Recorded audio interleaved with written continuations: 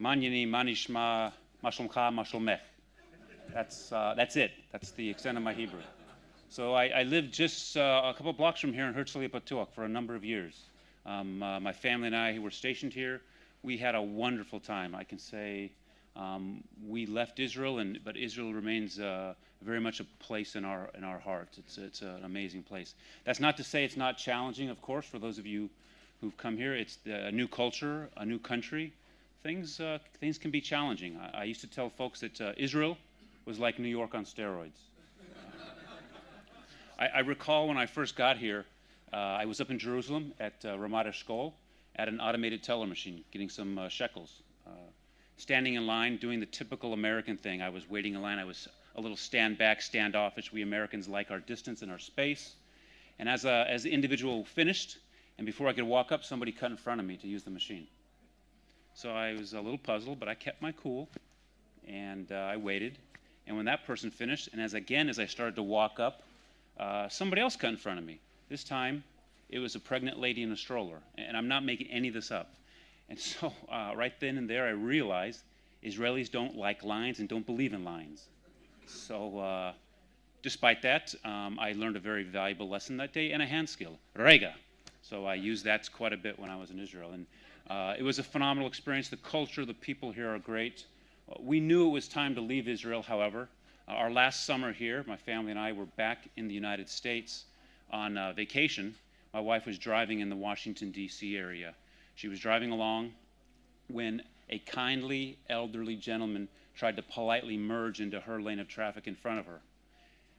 Now, being Israeli trained, she was having none of it. She stared straight ahead, she accelerated, and went, "Rega!" I looked at her, I said, "What are you doing?" I said, "You are not in Israel right now, and in the U.S. they shoot people for that." So that's when I knew it was time to come back to the States and reacclimate to the U.S. ways. So first of all, I want to thank Dr. Boaz Ganor and ICT for inviting me here to speak to you all today. We've come together to have candid discussions on how the threat of terrorism transcends borders and affects not just my community, but all of our communities. This forum is the place to initiate dialogue by getting leading experts together in the same room to discuss the varying perspectives on the ever-changing threat landscape. You know, from my perspective, from the FBI's perspective, without the help of police, security services, our international partners, private industry, and organizations such as ICT, we would not be where we are today in our fight against terrorism. In the United States, there is zero tolerance when it comes to terrorism. The sad irony in the US is that no one expects the FBI, or local police for that matter, to prevent every homicide, say in the city of Miami, for instance. Yet there's a different standard when it comes to acts of terrorism. And yet the scope of the threat is so expansive today that the FBI as a single organization can't see everything.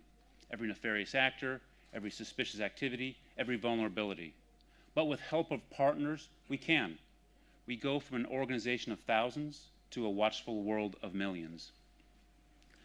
So it's been over 20 years since I first joined the FBI. I've gone from chasing fugitives in the streets of Chicago, working counterterrorism matters right here at the embassy in Tel Aviv, to leading FBI efforts now to detect and disrupt attack plotting in the United States. And while my roles have changed, one thing has remained the same: the importance of partnerships.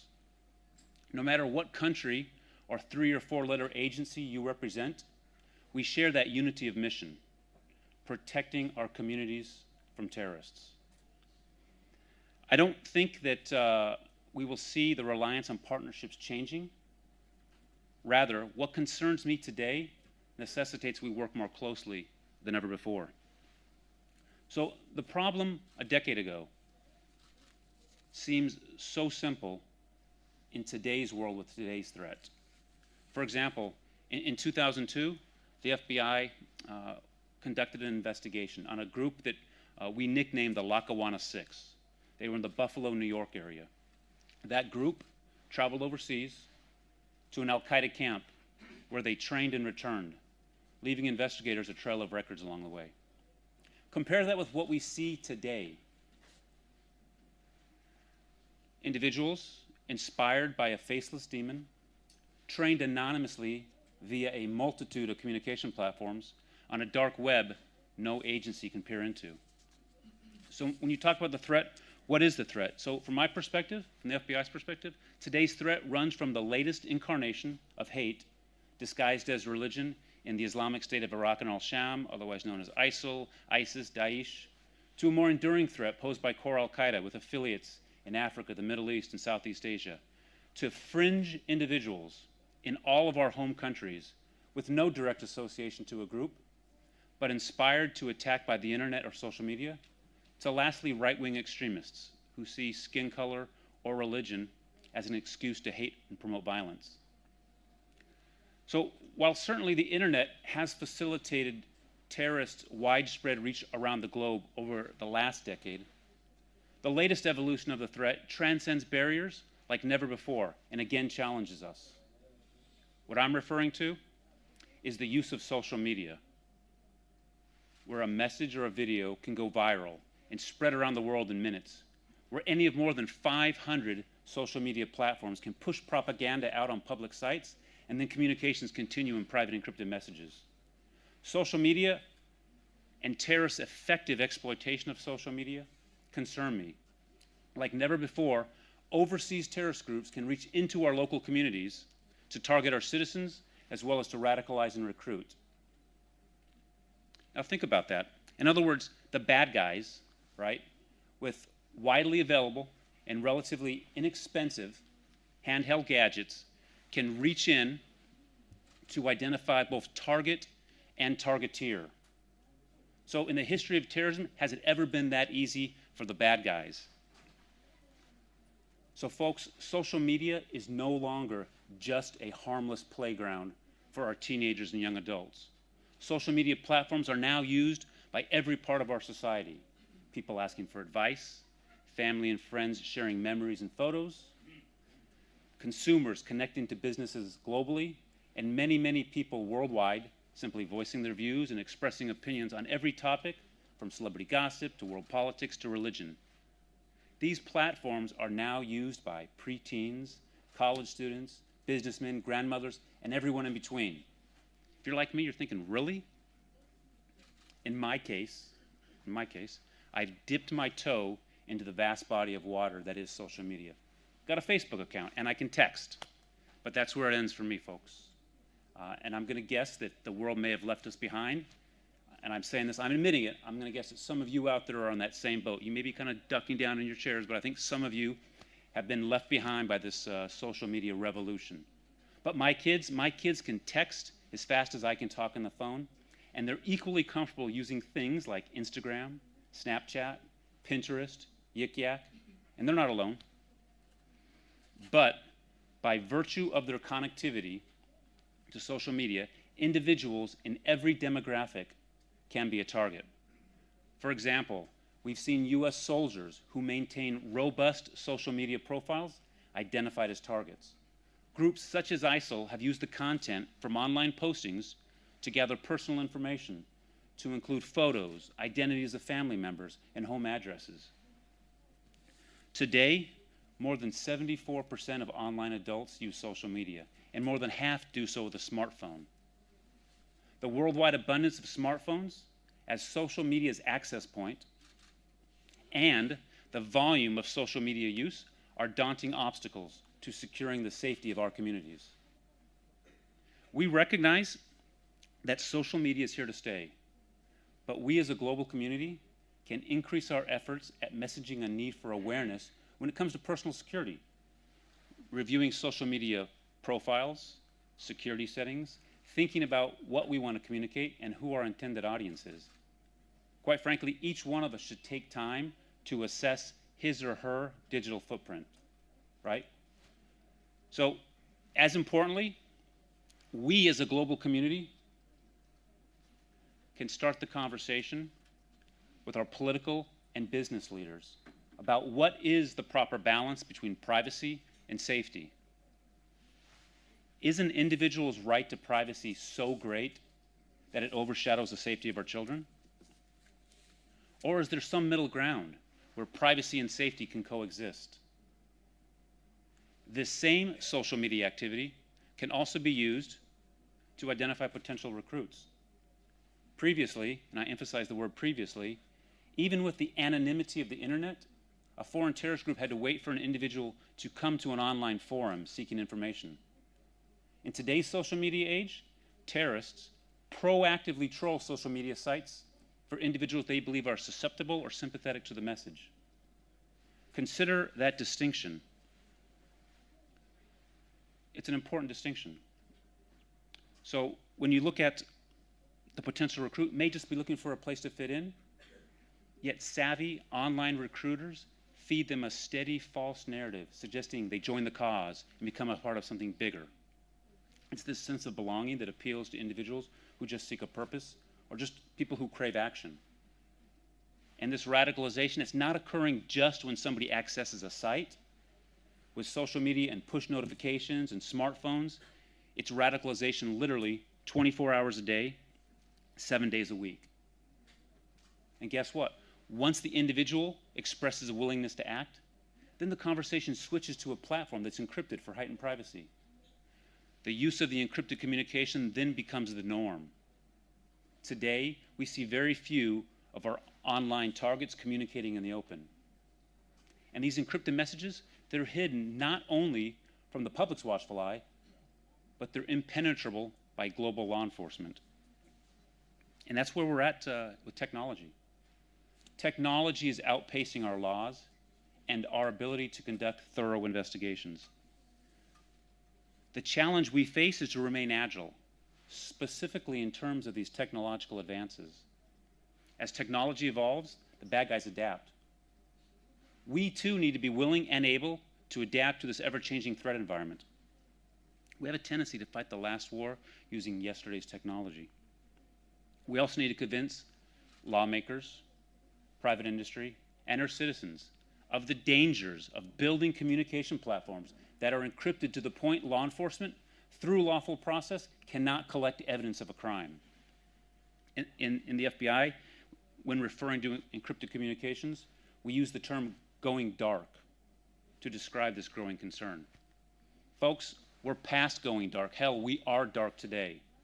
And while I say we have a responsibility, yes, to provide transparency of process and adopt checks and balances to prevent abuse, make no mistake, we need a robust set of tools to combat today's threat against cunning and agile terrorists who seek to destroy our way of life. That being said, a new and improved set of tools alone won't fix the problem. We need to strengthen our partnerships and increase real-time information sharing. Let me give you an example from my perspective why.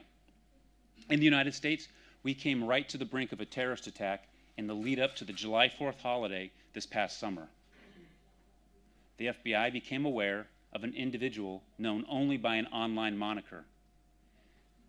This individual, this anonymous individual, communicated with an overseas terrorist group that he planned to conduct an attack in the United States in the coming weeks. Much of the communication and planning took place via end-to-end encrypted communications. The individual had the intent, as well as the capability in the form of a weapon, to carry out his threat. And so with the clock ticking, the FBI's job was to identify, locate, and disrupt. Thankfully, and with the help of international partners, we did just that. We located and arrested this homegrown terrorist before he could harm anyone. While ultimately successful, the United States in that case narrowly avoided a deadly outcome. It took too many resources and way too many days to find and stop one lone individual. We may not be so lucky or have the abundance of time the next go around. And as you're all well aware, more so than others, in places around the world very recently, we've been less fortunate and the results have been deadly. So as you can garner from the example I just provided, it's important that partnerships be formed, developed, and nurtured at all levels. It's not useful just to get a group of executives in the same room, put a face to a name, and shake hands. Sometimes the handshake's not even a firm handshake, right? We regularly meet with many partners, forming bonds over our shared commitment to combat terrorism. But those words, they don't always lead to action. These mutually understood formal partnerships only state the intent to work together.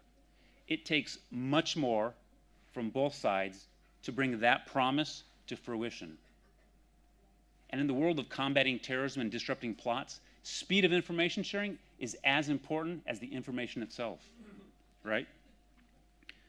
So the speed of information, we need to drive our organizations toward the goal of real-time information sharing.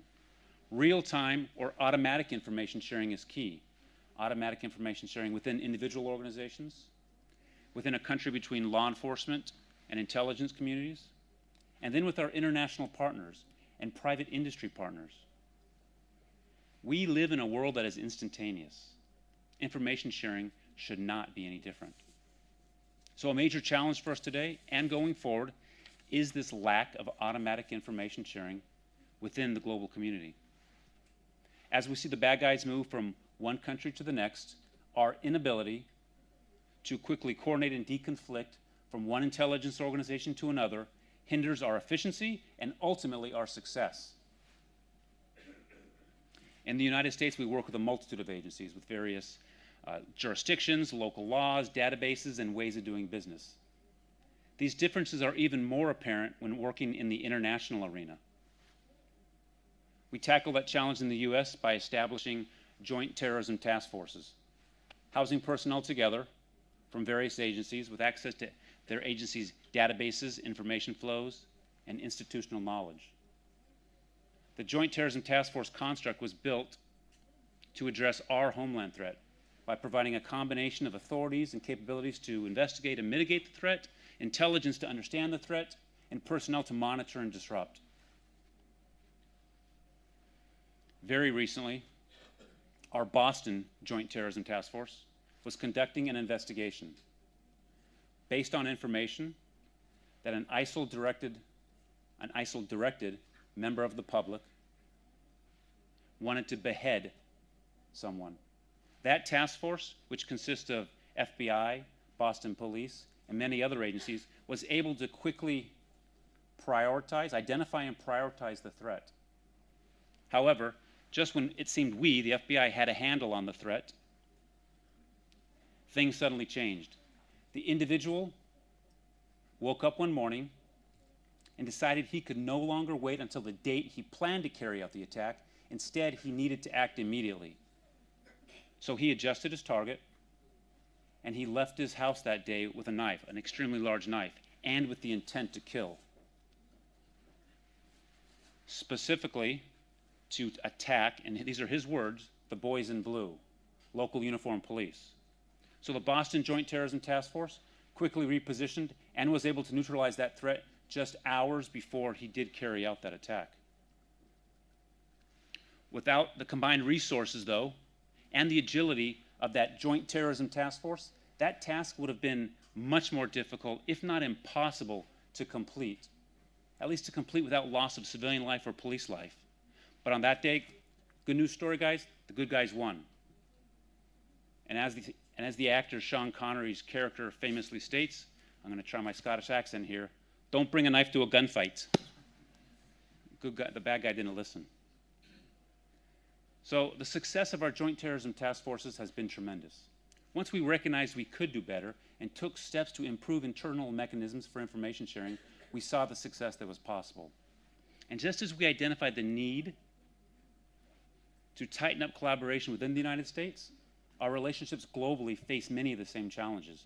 Our alliances are only as good, only as strong as our ability to share information. What's standing in the way? What's the wall? The wall are the varying cultures, bureaucracies, technologies, terminologies, time zones, databases, laws, customs. All those things slow us down. On the good news side, I can think of several FBI disruptions in the last year where international cooperation was essential. In fact, in the first half of 2015 alone, the FBI arrested more than 4 dozen ISIL-inspired subjects. That's a fourfold increase when compared to all of 2014. A key factor in several of those successes, the frequent exchange of information with our international partners. So with the widespread use of social media, the global threat continues to become more rampant. With no concern for political or geographic borders. We can only guess what the future will hold. What it will necessitate is the continued and increased need for information sharing with our international partners and to share the information quickly. So just as the Joint Terrorism Task Forces serve as a unified point of domestic information sharing, a similar design may be effective for our strategic global outlook. Perhaps one way forward, international fusion cells, international joint terrorism task forces. Maybe. We must anticipate and understand how law enforcement actions in one country can, positively or negatively, impact the current and future situations in other countries. Coordination of efforts is essential in the fight we face going forward. So what will stop us from being successful? We all come from tradition-bound organizations that don't necessarily like change. This challenge must be confronted, and we're working to do just that. Ultimately, it will require a change in the way we think, in the way we do business, and in our ability to adapt to change. We must fight the culture of status quo. And you know, if you look at where we were as a global community just a few decades ago to where we are today, the change is evident.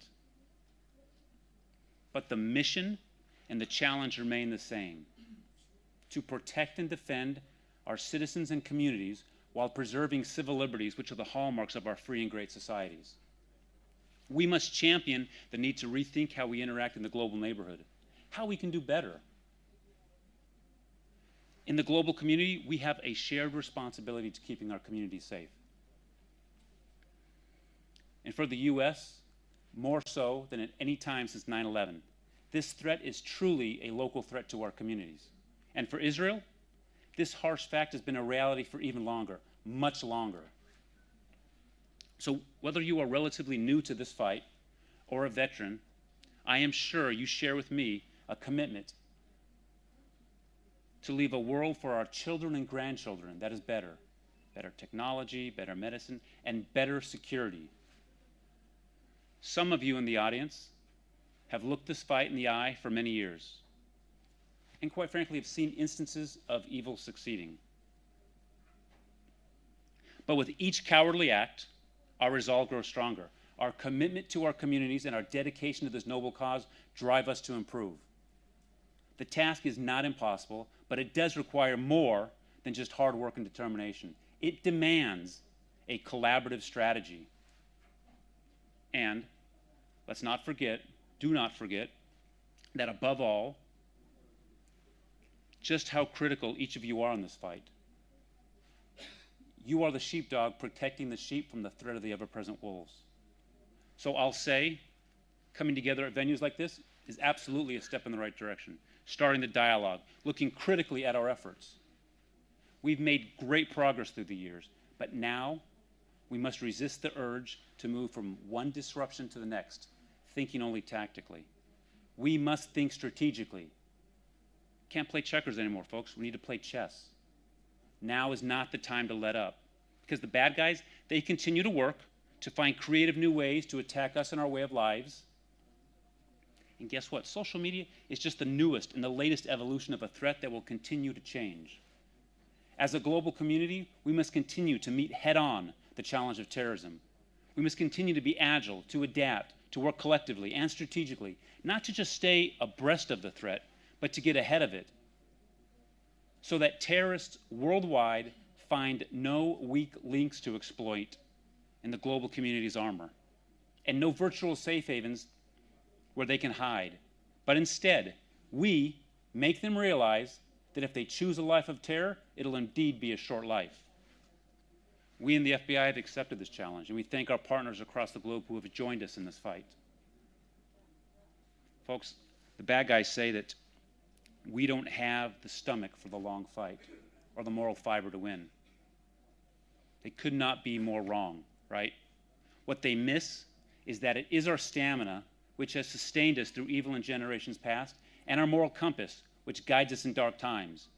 We, as a global community, will persevere. As we continue to search for and defeat threats hiding in the shadows of our communities, we have one common goal: our commitment to keeping our communities safe for this generation and generations to follow. Toda rabah.